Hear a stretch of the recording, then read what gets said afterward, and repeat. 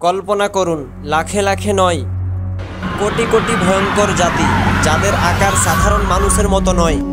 কারো মুখ চাওড়া ঢালসমূহ, কারো চোখ লাল আগুনের মতো, আবার কারো দাঁত বাঘের নখের মতো ধারালো।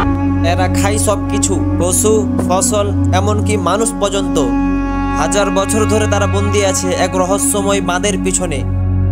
আর যখন তারা বের হবে, দুনিয়াকে গ্রাস করবে মুহূর্তেই। এই ভয়ঙ্কর জাতির নাম কি জানেন?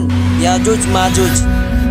আমরা যে কোরআন পড়ি, সেই কোরআনে বলা হয়েছে, ন্যায়পরায়ণ শাসক জুলকারনাইন বাদশাহ এক বাঁধের পিছনে আটকিয়ে দেন লোহার টুকরো, গলিত ধাতু আর পাহাড়ের মাঝে অদম্য প্রাচীর। তাতে তারা আজও বন্দী। কিন্তু হাদিস আমাদের জানায়, শেষ সময়ে বাঁধটি ভেঙে যাবে। ইয়াজুজ মাজুজ শুধু দুইজন ব্যক্তি নয়, পুরো একটা জাতি। ঠিক দিনকে দিন যেমন পৃথিবীতে মানুষের সংখ্যা বেড়েই চলেছে, ঠিক তেমনি ইয়াজুজ মাজুজের সংখ্যা বেড়েই চলেছে।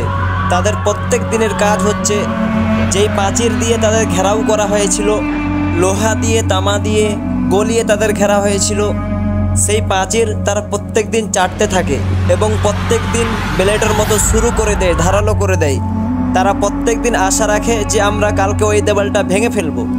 একদিন এমন সময় আসবে, ওই পাহাড়কে তারা চেটে চেটে ভেঙে ফেলবে এবং পৃথিবীতে ছড়িয়ে যাবে। যখন ইয়াজুজ মাজুজ বেরিয়ে আসবে, পৃথিবীর সব ফসল ধ্বংস করে ফেলবে, নদীর সমস্ত পানি চুষে ফেলবে, আর পৃথিবীকে পরিণত করবে মুহূর্তেই। তারা এত বেশি হবে যে পৃথিবী ছড়িয়ে পড়বে ঢেউয়ের মতো। হাদিসে বলা আছে, তারা এক বিশাল সংখ্যক হবে, যে প্রতিটি পাহাড় ও নদী পেরিয়ে যাবে, পেছনে কিছু বাকি থাকবে না। তারা জমির ফসল, ফল গাছ সব খেয়ে ফেলবে। মানুষ তখন খাদ্য সংকট হয়ে পড়বে। তারা বড় নদীর তলদেশ পর্যন্ত পানি চুষে ফেলবে। এমনকি এক বর্ণনায় আছে, তারা তিব্রিয়াস হৃদয় শুকিয়ে ফেলবে। তারা পথে যা পাবে তা ধ্বংস করবে, মানুষকে হত্যা করবে, শহর ও বস্তি ধ্বংস করবে।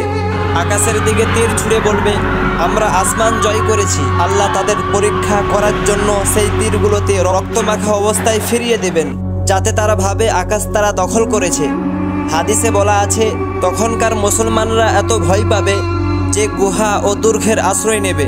ঈসা আলাইহিস সালাম ও তার সঙ্গীরাও পাহাড়ে আশ্রয় নেবে।